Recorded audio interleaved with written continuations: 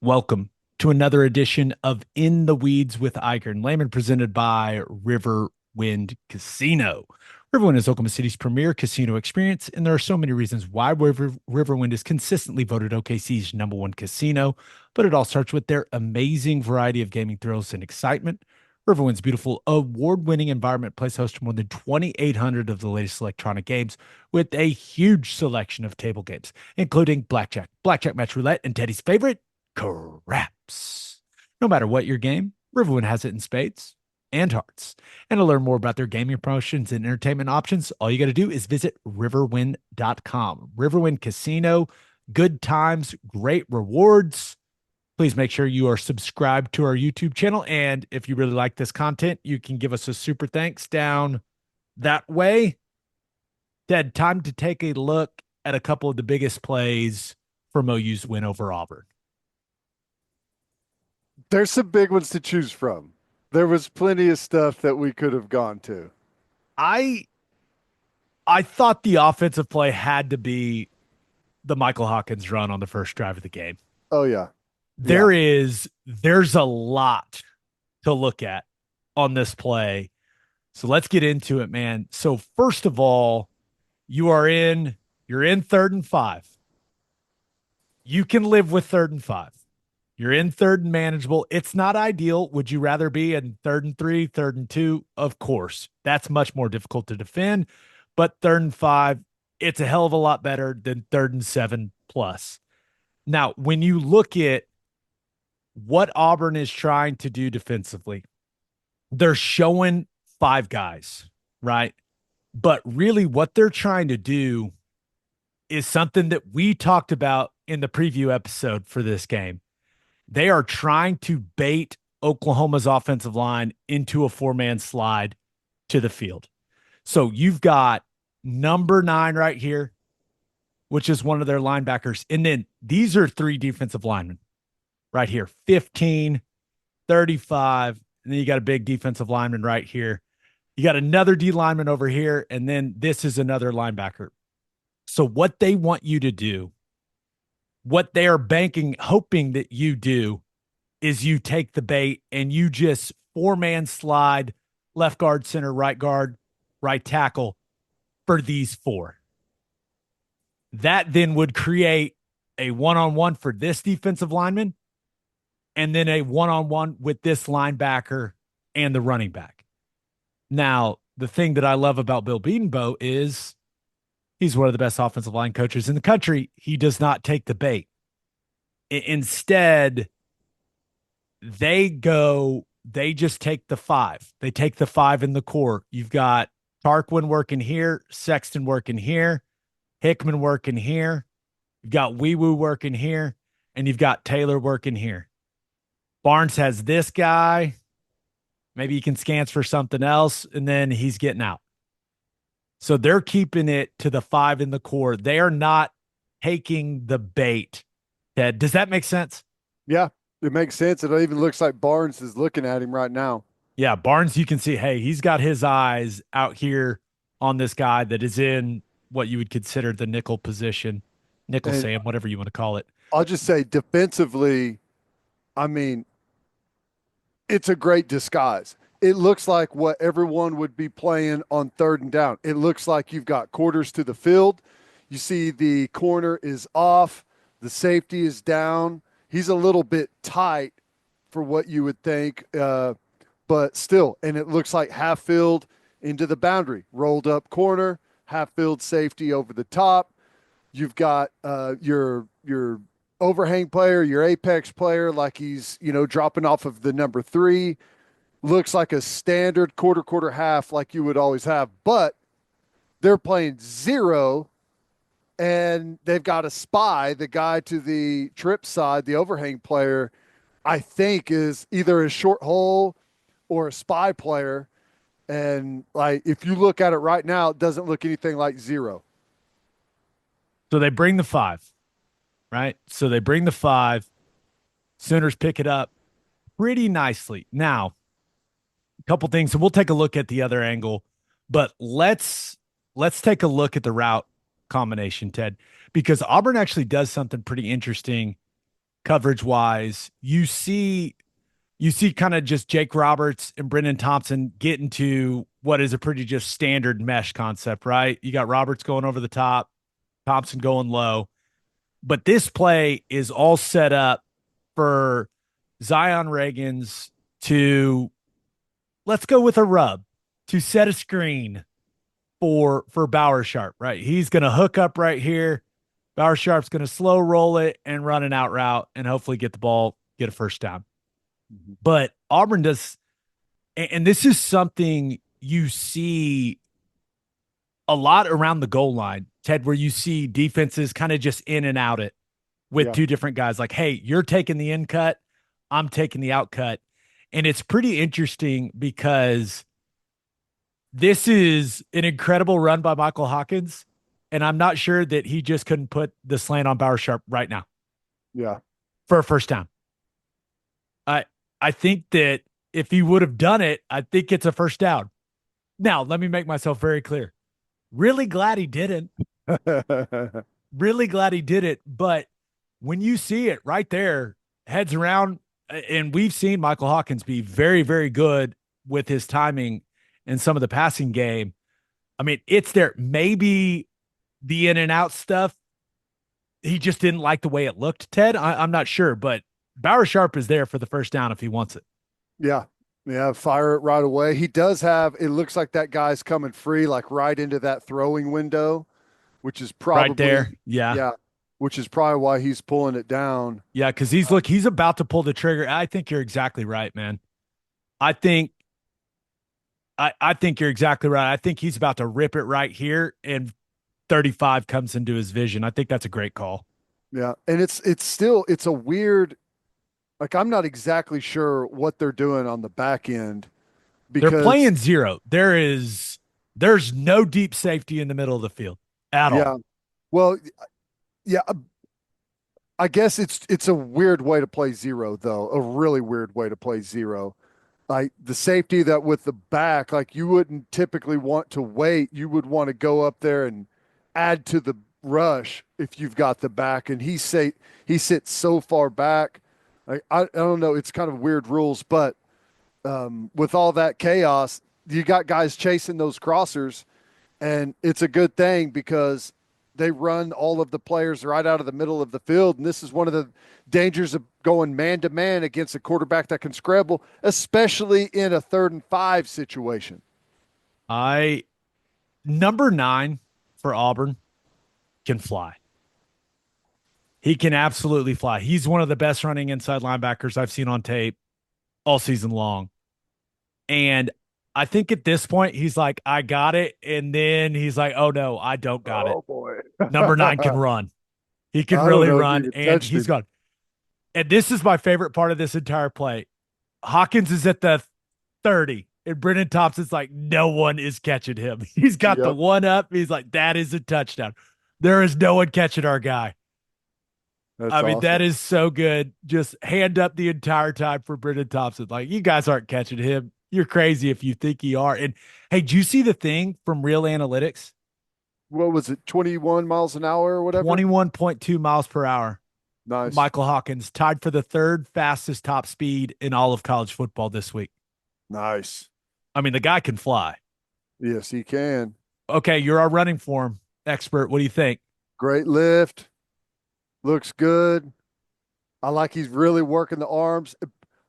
It is so much harder to run with a football than without. So I'm always impressed at guys that are flying with that ball in their hand because you really want to swing the arms and you've got this anchor on one of them. You know what I It's more just difficult noticed? than you think. Look at one for Auburn. He goes with the arms. He starts losing control a little bit, like he's trying to run faster than his Yeah. body will let him. This guy, he's the fastest kid alive. Hey, run it back to when he first takes off real quick. I think it's watch Brennan Thompson sees that he's running and then instead of like sitting, he continues through a little bit and he pivots back. But had he just tried to stop and block his guy right there, it could have mucked up that whole situation. But he knew his guy had him man to man, so he just kind of continues through that zone a little bit more. Bauer Sharp's over here, like, hey man, you could have just thrown it to me. I'm open. I'm open. And the second he's through, I mean, the guy's got absolute burners. Yeah. See ya. Now, let's talk about this celebration. What what are we going with here? He's throwing some. Is he putting the cigarette out or something? What's I going don't on? know. It's like he's taking something out, spiking it, stomping on it. I don't know. We're gonna need to get some clarification. All I know, Are they? Brendan Thompson's asking, "What are you stomping on, man? hey What is man, that?" tell me about it. I I'm not sure what's going on there, but it's an awesome celebration. Awesome stuff. Fans love it. Fans are high fiving. We got the double high five. Boom. Up top. Let's go. Fans are high fiving. Awesome. Band loves it. Band swaying. Band loves it. I Look at this guy over here on the flute. oh, just He getting is it. swinging it, Oh. and this girl's trying to get her Oh, shades on. hey, Seth Luttrell's like, that makes my job easier. No kidding. Where's that Well, been? I want to see a little more juice from Seth. I mean, he should be a little more excited, right? I'm yeah, but it's first drive of the game. I guess he's trying not to. You don't want to burn it all up in the first drive. Yeah. Okay. I do Get want to some go of that through this emotion around. protection. This angle's better for the protection. So they're trying to get him to send a 4-man slide this way to 9, who's out over here, right? Just off the screen, right? So they're trying to get you to 4-man slide to 1, 2, 3, and then number 4 is out here. But OU does a smart thing and just keeps it in the core, right? They're taking these 5, 1, 2, 3, 4, and then 5. And then the back will have anything coming off this edge, and then he's getting out and releasing. And actually, Barnes getting out and forcing this guy to at least widen just a Yep. little bit creates even more space in the middle of the field when Hawkins decides to take off. So I love that the game plan was to not take the bait, to not 4-man slide like they wanted you to. The only thing I'll say is in these situations when you're just going 5 for 5 like this, you've got stand up, edge guys, whether you want to call that a spinner or a roamer, heard different terms for it over the years. You got a linebacker. One thing when they're in this type of defense that can help you is to set off the ball. Set off the ball. Get depth with your set and set off the ball. And that gives you time to kind of sort some of the things out because in this structure for a defense in a 3rd and 5 situation, a lot of the times you're going to get some form of pick or twist. Mm-hmm. Right now, if they just rush 5 guys straight up and you set off the ball, then hey, anchor, maybe they go with a bull. You can adjust to that. But the reason Wee Woo gets in a little trouble here is he doesn't set off the ball. He sets in place. And as much I do not like Sexton's technique. I don't want him to backpedal. I want him to have power in the ground. I want to kick and replace vertical set with the drag hand. I don't like the backpedal, but he gets to where he needs to get. Wee Woo doesn't set off the ball enough. You see Hickman is getting back off the ball. Taylor back off the ball. Tarquin back off the ball. Give yourself some time.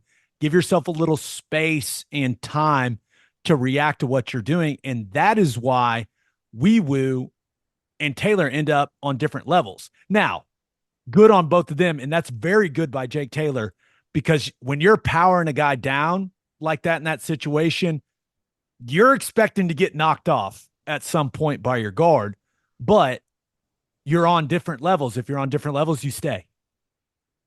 You just stay. You stay with your guy if you end up on different levels. He's only getting off if he hears go, go, go, go. He doesn't get the call, he stays on. That's good. Wee Woo keeps playing. That's good. They cover him up. It's not perfect, but they get the job done. And then he gone. Hey, that is a good point though with Barnes. Checks his guy and gets out. You had made the point earlier this year that the He just backs were staying in and muddying everything up and hitting right. guys in the back. And he makes a quick little check and then he swings. And you're right, it pulls that safety out of there. It's Yeah, because that safety, if he just stays in there, that safety is going to stay either there or float towards the middle of the field, or maybe even add to the rush. Mhm. Maybe he gets into the middle, like if Barge just floats and is hanging out around here. At a But minimum, with he's going to squeeze to the hash because there's no other yeah, work over there. yeah. So him, hey, he checks his protection responsibility. Number 9 doesn't come off the slot. He's out. It creates even more space, and it actually pulls one away because remember, one was the one that was close to making the tackle. And Yep. Javante Barnes doing his job in affecting the defense by getting out on a route is maybe the difference between that play being a 30-yard gain and not a touchdown. And then you got to go execute in the red zone. I mean, it's the details, man. We talk about it all the time. And that is a more detailed play from Javante Barnes. That's good stuff. Yep. Really good. And he gone. See ya. Ooh, he's kind of 15's floating. not even thinking about it. Yeah, 15's like, ooh, he looks fast. He's like, man, am I on field goal block? All right, let's get to our defensive play from the Auburn game. But first, Oh, all you tailgaters, listen up. We are now officially in the premium conference of college football, and you expect a premium product on the field and on the grill. That's why you need Didier Ranch's steak burgers to take your tailgate to the next level. Proudly raised in Oklahoma for over 120 years, premium beef this good is hard to come by. Go to DidierRanch.com. That's DIDIER ranch.com. Use promo code Oklahoma15 for 15% off your order. Didier Ranch. Tradition plays better and tastes better. Ted, the Kip Six. Yes. That's what they're calling it. I You love look at it. the picture at the beginning, showing zero, Zero. showing zero. And I can just walk you through the mechanics of what the quarterback and the offensive line are thinking right here. And let me start by saying this. It's 3rd and 4. Auburn has had success running the football in the second half. I have no idea why Hugh Freeze would come out and empty in this You got the situation. lead. I Run the football. I have no idea. And not only is it 3rd and 4, they're kind of in no man's land. You Got to be probably going have for it. 2 downs. Yeah. There's no way they're kicking a long field goal.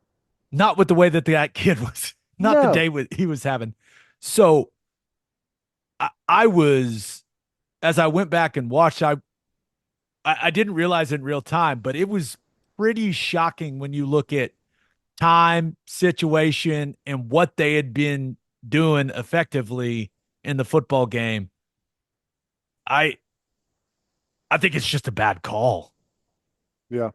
being coming out and empty, but empty protection. So you only have 5 offensive linemen, right? Everyone can count to 5. You got 5 guys here. Well, OU is showing 6. So you got 6 up, and it's empty protection. Your job as an offensive line is to block the most dangerous 5.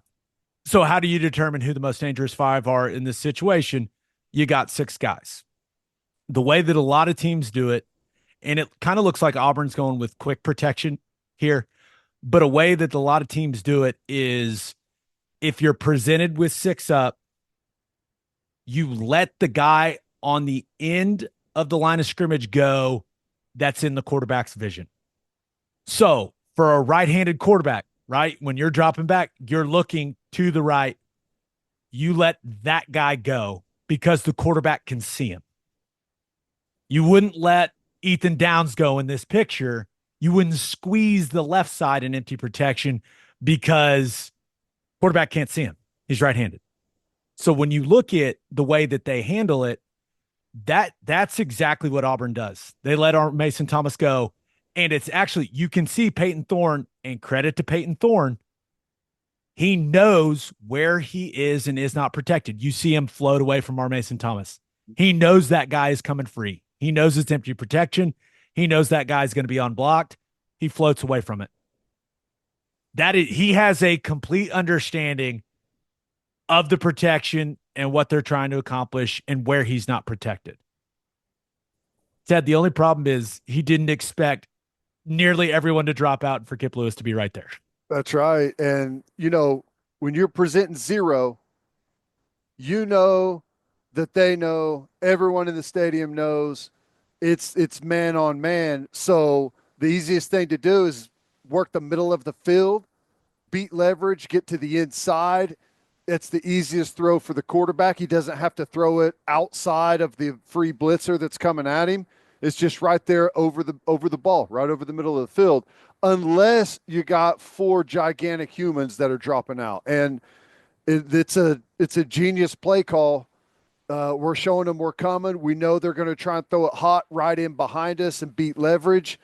And we're dropping into all of those inside windows. Had he gone to the top, you can see Jane Jackson, Stutzman are working to that inside of that number 3 guy if he were to work that way.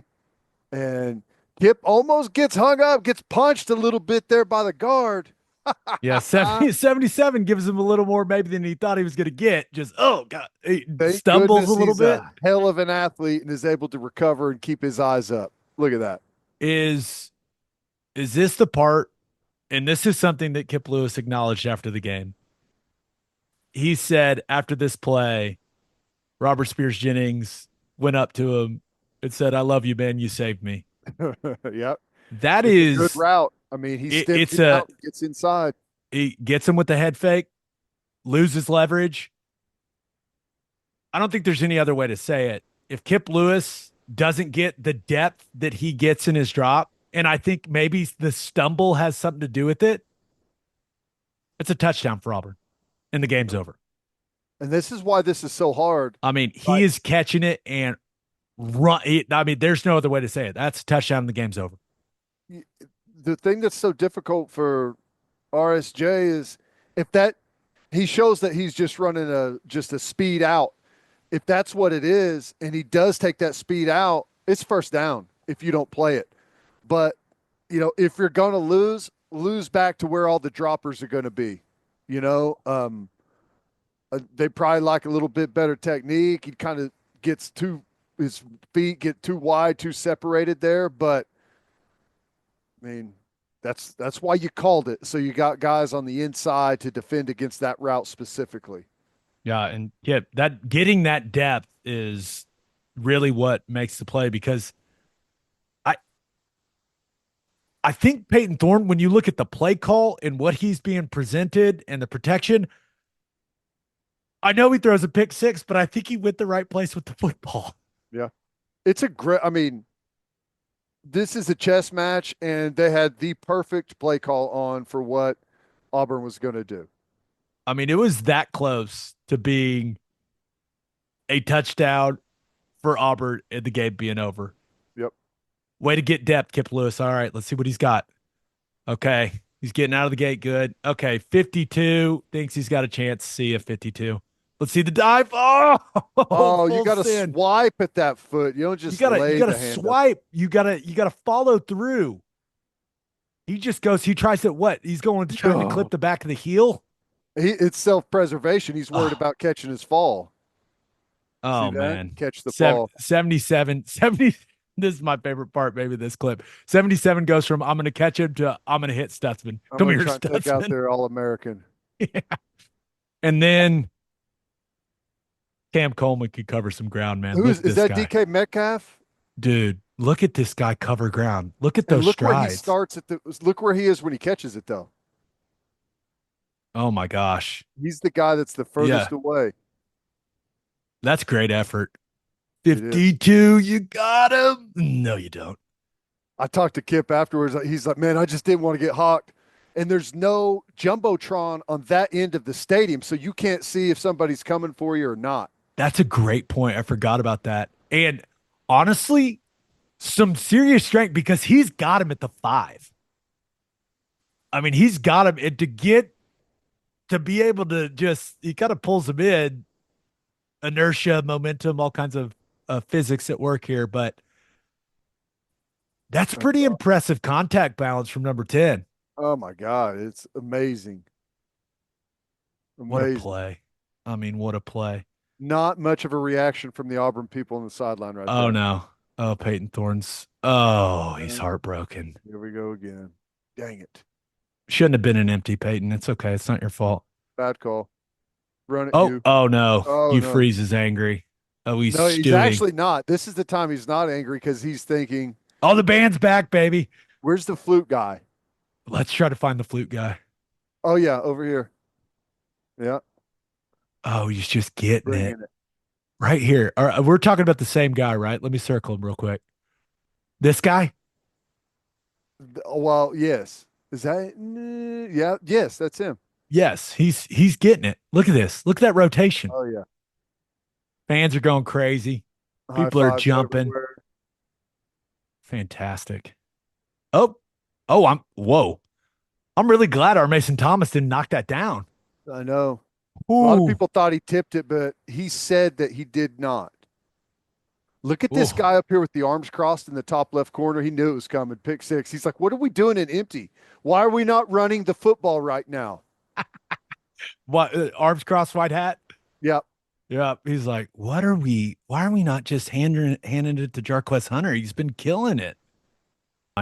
Hugh Freeze not happy. Kind of no emotion at all from the Auburn sideline.